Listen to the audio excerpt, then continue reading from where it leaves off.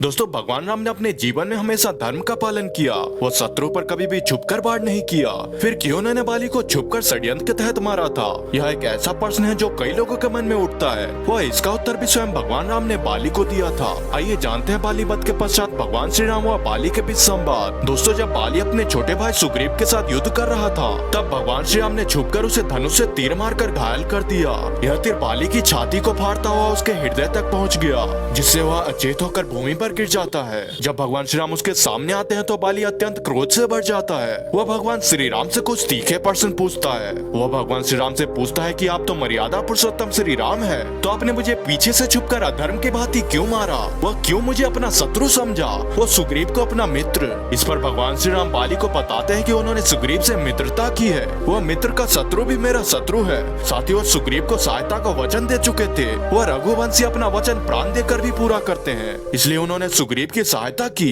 वह वाली का वध किया।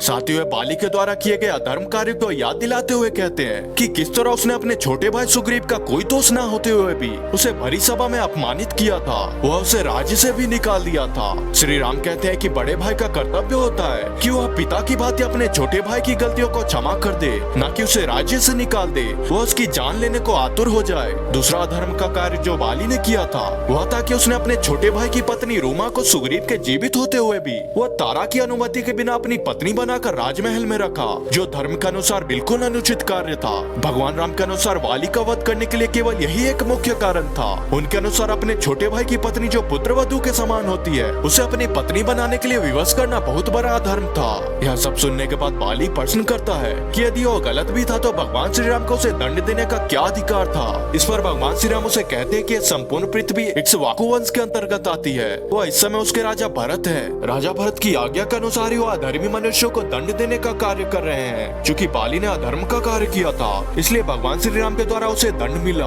साथ ही प्रभु श्री राम ने बाली को मनुस्मृति का श्लोक पढ़कर सुनाया, जिसमें राजा के द्वारा दंड प्राप्ति व्यक्ति के दोष समाप्त हो जाते हैं। वह यदि उसे राजा दंड न दे तो स्वयं राजा को उस दंड को भोगना पड़ता है। इसलिए नीति और धर्म के अनुसार बाली का वध उचित था। प्रभु श्री राम के द्वारा अपनी सभी शंकाओं का समाधान होने पर बाली को अपने किए कार्य पर पछतावा हुआ और उसने उसी समय भगवान श्री राम के चरणों में गिरकर उनसे क्षमा याचना की। साथ ही उसने अपने पुत्र अंगद को आदेश दिया कि आगे से हमेशा भगवान श्री राम की आज्ञा का पालन करेगा। यह कहकर बाली ने अपने प्राण त्याग दिए। दोस्तों आशा करता हूँ कि रामायण की कहानी आपको जरूर पसंद आई होगी। तो मिलते हैं दोस्तों अगली वीडियो में, तब तक के लिए जय श्री राम।